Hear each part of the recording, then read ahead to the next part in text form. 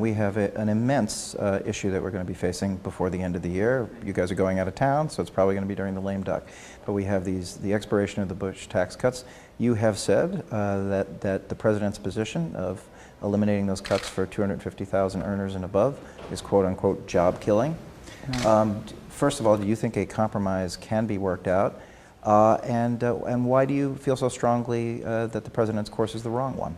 Well, I think it's a mistake to draw a line in the sand at 250,000 during these tenuous times economically. Again, it's sending another message to the business community, most notably the small business community, that in fact that you're going to see the top two tax rates expire. That will affect a significant number of firms. In fact, 20 million workers who are employed by firms will be affected by those top two tax rates. 50% of the projected small business pass-through income, of which is estimated to be $1 trillion, would be affected by allowing the two top tax rates to lapse. So it would have a profound effect on job creation in small businesses. So I think it would be a mistake to allow those tax rates to expire. So I think they have to continue, and had 300 economists say this would be the wrong time. You're going to be at the fulcrum, though, of any compromise on this thing. I mean, it's pretty clear it's going to be headed in that direction some way or another.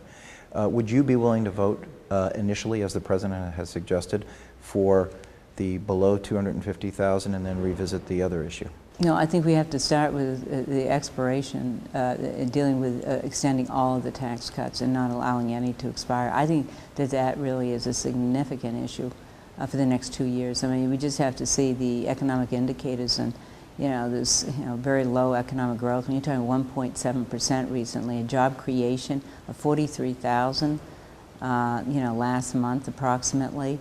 That's just negligible for a country of our size. But if that's the case, then the president seems to be holding the line in terms of the under 250. What kind of compromise could be worked out before this stuff expires? Well, I think that I would hope that the president would reconsider his position to extend all of those tax cuts, over the next few years, because I think it's absolutely significant. I mean, he needs to talk to more small business people about the effects and the uncertainty of not knowing whether or not these tax rates are going to continue. I mean, it's a tax increase on these businesses and on individuals at a time in which we can ill afford it.